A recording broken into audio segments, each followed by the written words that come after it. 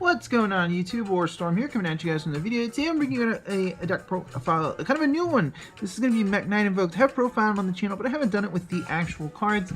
I know a lot of you guys are probably getting, tired of seeing the same old, Spiral, Pendulum Magicians, DDD, Zephyr. That's pretty much all I've been playing for the past year or something. Pendulum based, and I took a break playing Spiral. So I really have been enjoying this deck. I wanted something a little bit more simple. Don't get me wrong.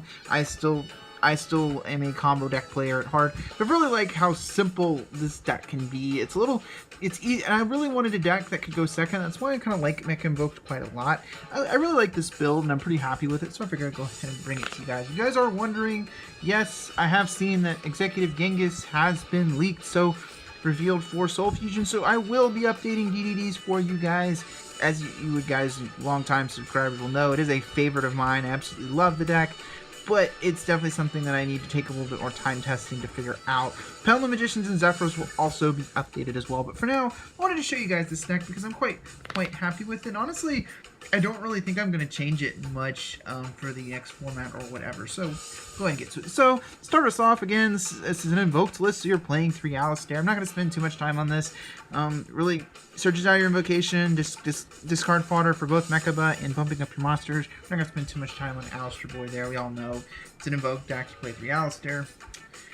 Then for Mekk-Knights, we have 3 copies of Purple Nightfall. So I'm going to take a little bit more time explaining what these guys do. Most of you guys know, but this is a new profile on the channel. So Nightfall is like all the Mekk-Knights have the same effect to special summon themselves from the hand when there's 2 cards in the same column, and they're hard once per turn on the special summon from hand.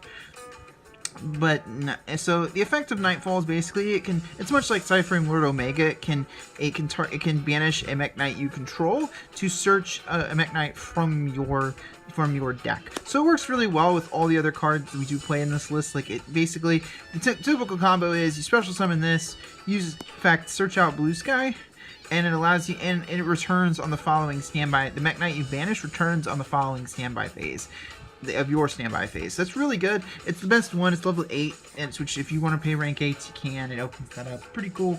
Level up Nightfall would play less than 3. Then I have 2 copies of Blue Sky, which is the second best Mekk-Knight. So Blue Sky's effect allows you whenever he has special summon, he can search Mekk-Knights from your deck up to the number of cards your opponent has that are in the same column when he's summoned from your hand.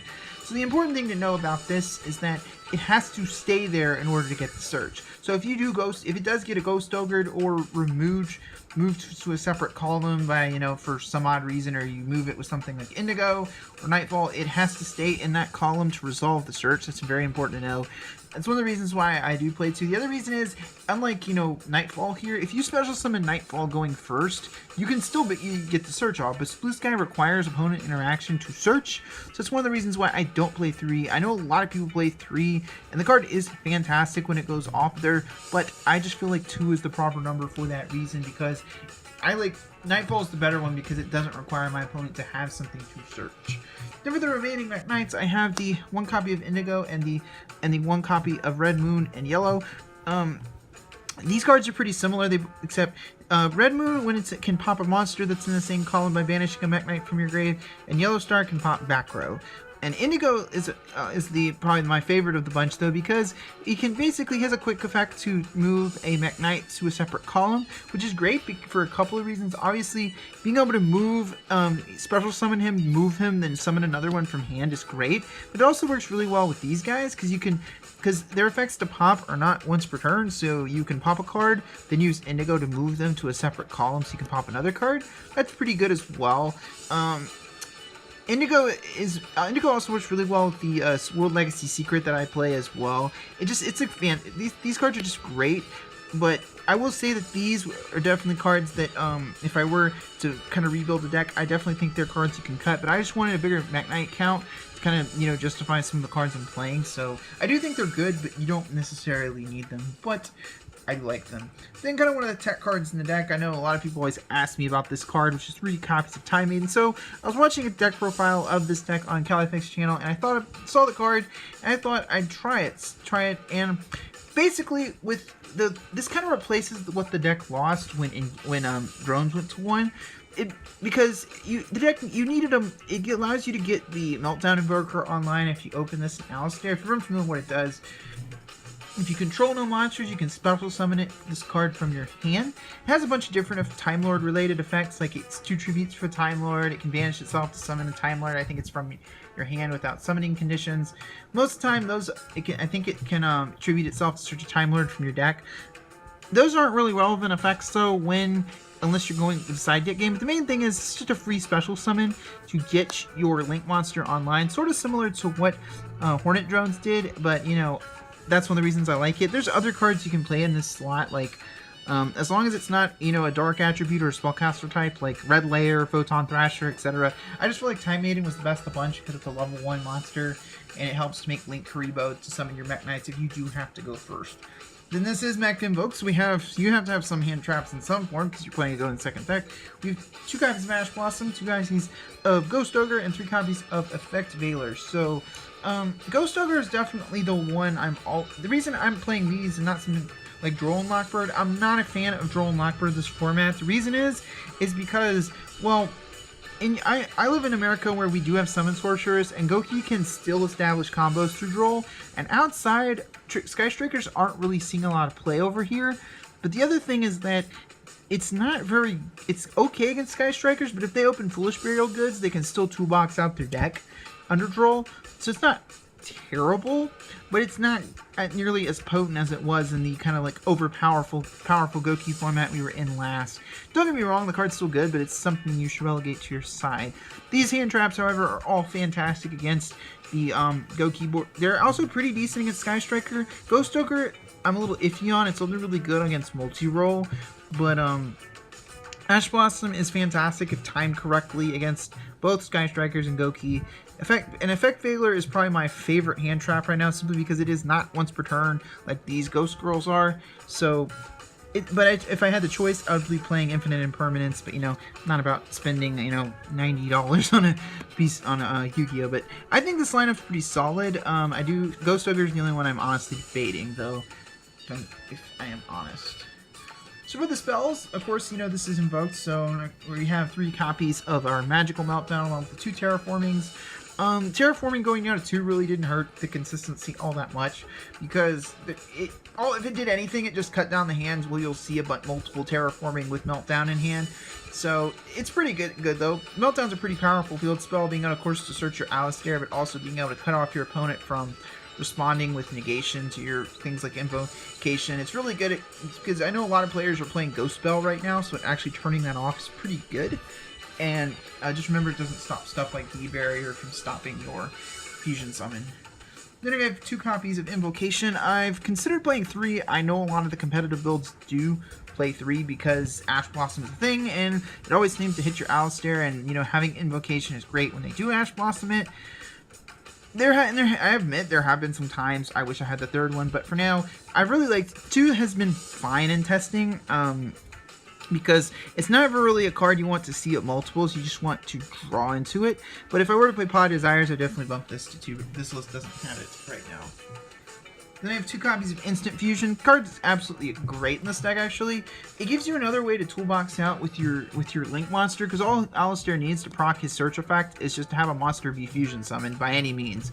Since Instant Fusion counts as a fusion summon, you can simply, like, if your Alistair gets stopped, let's say you open, like, Alistair, you special summon Time Maiden, normal Alistair, and they Ash Blossom your Alistair, well, you can just make this, activate Instant Fusion, summon Raijin, and then this will give you another way to search out your Invocation. It's really good for that, but it also is good for like baiting things and just, you know, summoning fusions from free. The extra deck's pretty good.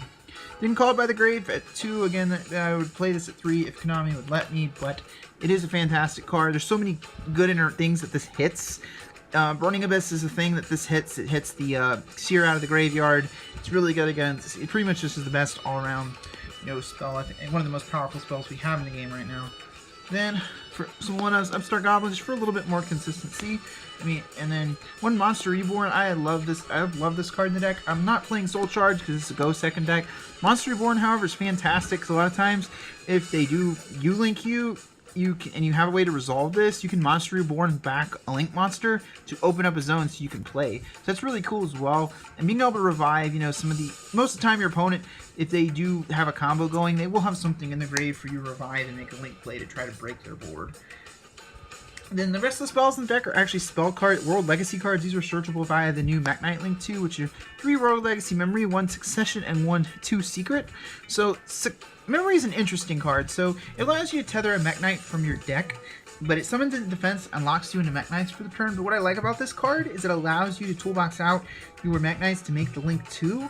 If you're so it gives you another way to play. If they do Ash Blossom your Alistair, you can activate this, grab a Mekk-Knight from the deck, make Morningstar, and search this, and that'll allow you to be able to make a somewhat decent play if you are forced to go first. That's one of the reasons I really do like it, is it can be decent at going first. Most of the time is something you kind of want to set to kind of get your Mekk-Knight engine going. It is a really good card, but is it totally needed? Probably not. But if you're going to play it, I do think it's something you need to max out on so you see it more often. Succession is really good because it's searchable via your Morningstar. It's a Monster Reborn, except it summons it to a zone a Link monster points to. It's very good. Helped a lot in my locals matchups to push OTKs. Secret is pretty damn good. I haven't really had a lot of times to search it. I tend to hard draw it, but the card is pretty good. Being able to skill drain your opponent by summoning it can target any level 5 or lower or higher monster from your grave and special summon it. But then it has a skill drain effect that negates monster effects while Mekk-Knights are in the same column. Pretty good, but it's something I'm definitely considering putting down to 1. It is good, but it's not something you need 100% good. Then we have then for some of the extra deck monsters, of course, we have the one Invoker of Madness. I don't really think you need more than one. I haven't had a game where I've wished I had the second one. The card's really fantastic, though. Being able to toolbox, giving another way to get your invocation out of your deck, as well as easy to summon, is fantastic. The one Mekk-Knight of the Morningstar, this guy's actually pretty dang good. Being able to search out those World Legacy cards is pretty nice, and it also has an effect that people usually don't read to protect your Mekk-Knights from destroyed by battle. If the card attacking them is in a different column and you don't take damage. Most people don't read that part of the text. It's pretty good. The one copy of Link Kuriboh. This is definitely for the Time Maiden. I really like having the Time Maiden because this card exists. Because if you have a Mekk-Knight in your hand and you're forced to go first, you can just special summon the Time Maiden, make the Link Kuriboh, and then that at least makes an easy way for you to make the column so you can special summon the Mekk-Knight from your hand. Then for the Link 2s I have one Underclock Taker and one Nightmare Phoenix. I'm definitely considering putting Cerberus in, but Cerberus is a card that doesn't really come up that much. It sometimes comes up against something like Altergeist, but I really do like having, being a fire attribute's really big though for making your Purgatrio. Speaking of Purgatrio, Underclock Taker has a lot of synergy with that card. Being able to use Underclock Taker to pump the monster down and then smack over it with your Purgatrio is pretty dang nice. Then for some of the Link 3s, I have one Nightmare Unicorn and one Decode Talker. Decode Talker is pretty good, I think, this format. The extra zone it gives your opponent isn't really that big of a deal now as opposed to what it was. And helps you to push OTKs, and it can be really good against decks like Sky Striker that have a lot of targeting effects. Nightmare Unicorn is just spot removal. It's pretty dang good. And just having a Link 3 that like that you can just use to kind of get things out of the way is pretty dang nice. Then for some of the kind of the tech cards I do have in here is both the Topologic Bomber and Topologic Tribania. I admit I have not summoned either of these cards much yet so far in testing, but Tribania I think is pretty big against decks like Altergeist. Both these cards are all the Topologics work the same. If a monster special summoned to a zone it points to, it triggers an effect. Bomber will nuke all monsters in the main monster zone, and Tribania will banish all spells and traps on the board, and your opponent will burn from reach. So, in case of Tribania, I think if you are playing this deck at all, you want to play this because it gives you a way to get all the Altergeist cards out of the way. It's a real blowout against them if you do summon it going first and you have a way to trigger it. Bomber Dragon, however, is the debatable slot because it is really easy to make. You just need Morningstar and the Succession that it searches to make this. And it can be really good for pushing damage and time because it does have that burn effect. But it's definitely something haven't really made a lot of testing, don't think I need. So again, it's like if you guys have suggestions, feel free. Then the one Borreldo Dragon, I don't really have money for Roll Sword. You can't really justify it, so Borreldo is still pretty good. I have made it a few times in testing. I do still think you need it because it helps against some of those sticky boss monsters. Then for the fusions, I actually have one for my instant fusion target. I have one Millenniumizer stick, so if you're unfamiliar with what this card does, basically it has, once per turn, it can equip an opponent's monster. If an opponent activates a monster effect, it can target an effect monster in the grave or on the board and equip it to this card. So and it negates the effects of cards that have the same name.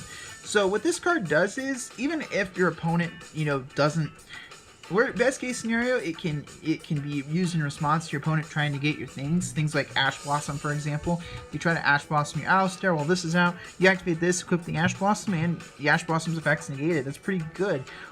Worst case scenario, while it won't bait things as well as something like Thousand Eyes Restrict can, it will prevent just simply prevent your opponent from responding to your initial. If they have a bunch of monster negates on the board, this will bare minimum prevent them from actually using those immediately, and that's really big. Being able to get all your immediate plays to go through is really good.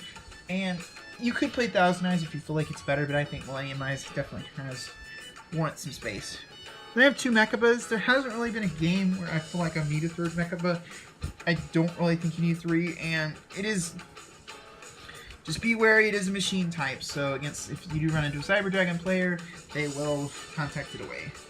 Then the one Invoked Raijin and the one Purgatrio for the remaining fusions. I have really considered playing a fifth fusion.